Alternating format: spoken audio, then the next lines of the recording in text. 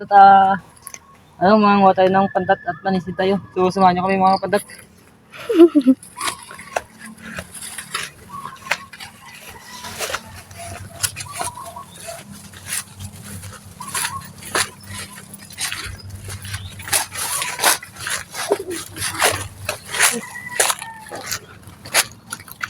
Salamat niya pala sa nag-sponsor ng ating bagong cellphone sa ating Balinya Television. So maraming salamat po. So ayan nga mga kapantat, samahan niyo po ako, mapunta tayong ilog at manisid po tayo ng pantat o karpa. So ayan, sinisimbol na natin yung ating kuryente mga kapantat. So sana pagpalain tayo mamaya at makahuli tayo ng marami. At kasama po natin dyan si Nita na kapatid ko mga kapantat. At so kung bago pa lang sa ating Facebook page, paki-like, share, and follow mga kapantat. So ayan mga kapantat, nakahuli po tayo kagad. Ayan. So hindi man gaano kalaki mga kapantat pero okay na yan. So marami pa sana akong tamaan dyan mga kapatid. Kaso lang hindi po natin nakuha kagad mga kapatid kasi malaki pa yung tubig. At saka hindi pa masyado malinaw mga kapatid. Kakakupa lang ng baha. So ayan mga kapatid, may natamaan po tayo dyan. So ayan. Ang laki ng kalabog niya sa loob mga kapatid. So ayan mga kapatid, sobrang laki. Ayan, sana ganyan kalaki lahat mga kapatid. Para goods na goods.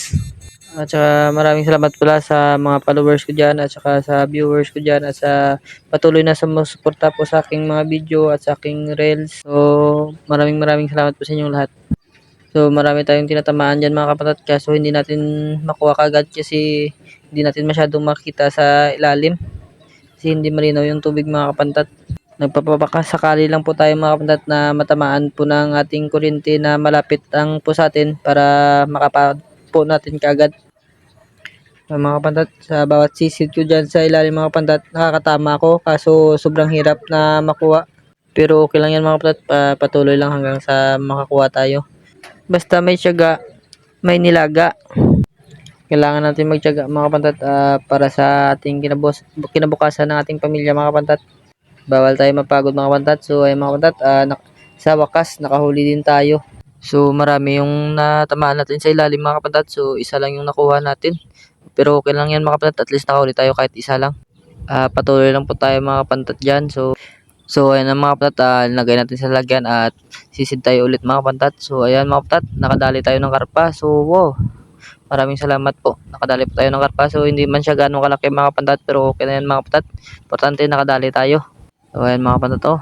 Ay nakachamba rin sa wakas mga kapantat. So lagay natin sa butas ng ating lalagyan mga kapantat. Pero hindi siya magkakasya dyan. So ayan. Yan lang natin ilagay sa pinakabunganga ng ating lalagyan mga kapantat. So ayan mga kapantat. Malaki yung tinamaan ko dyan mga kapantat. So ang lakas ng kalabog niya mga kapantat. Parang palos. Sana makajak pa tayo ng palos mga kapantat no. So ayan patuloy ko na inabot mga kapantat kasi napakalalim ng butas niya mga kapantat. So pahirapan yung pagkuha ko dyan mga kapantat kasi ang sikip ng butas niya. So hindi natin kagad maabot kasi sobrang lalim mga kapantat ng butas. So sa time na yan mga kapantat, nahawakan ko na yan at hinihila ko na palabas mga kapantat. So akala ko nga mga kapantat ay palos. So ayan. So napakalaking ikat pala mga kapantat. So sobrang laki mga kapantat to. Siguro mga abot na 1 kilo yan mga kapantat. So ayan mga kapantat, ilagay natin sa lalagyan natin mga kapantat. So di ako makapaniwala. Sobrang laki mga kapantat. So sana makadami tayo mamaya mga kapantat. So ayan mga kapantat, nakauli tayo ulit ng isang pantat. So sobrang laki niyan mga kapantat.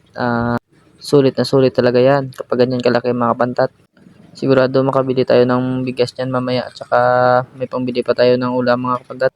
Kasi nakakasawa na yung puro pantat lang yung ulam natin mga kapantat. Sana makabili tayo ng karne. Masarap yung kain natin ba. So ayan mga kapantat, mag-ihaw muna tayo at saka kakain tayo mga kapantat. Mga kapantat, kain tayo. Umihaw na karpa at saka pantat.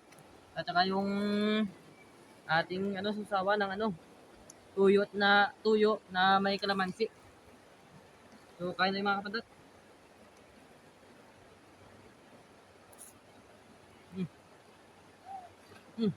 Sarap mga kapantat. Kain tayo. Kain na tayo. So ayun mga kapantat, sa pagbalik natin, nakaisa kagad tayo mga kapantat. So ayan mga kapantat, nilagay natin sa ating lalagyan.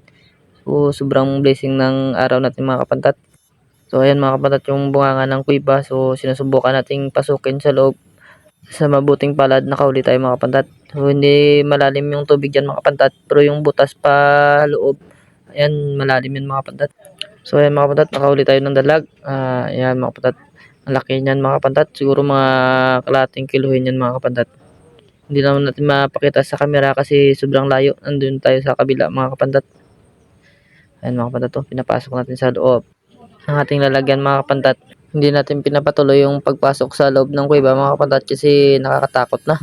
So nandito na tayo sa kabila mga kapantat, malapit na tayo sa camera. So kitang kita tayo mga kapantat. Sobrang lapit ng camera sa atin. So hanggang dito lang tayo mga kapantat at salamat sa panonood at sa walang pawang sumusuporta sa aking mga video. So maraming salamat po sa inyong lahat mga kapantat. Hanggang dito lang po tayo.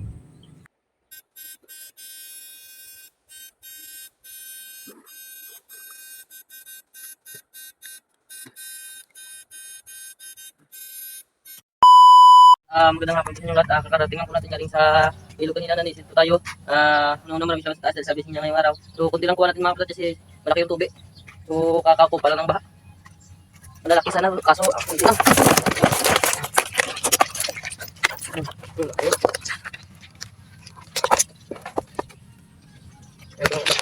Ang laki.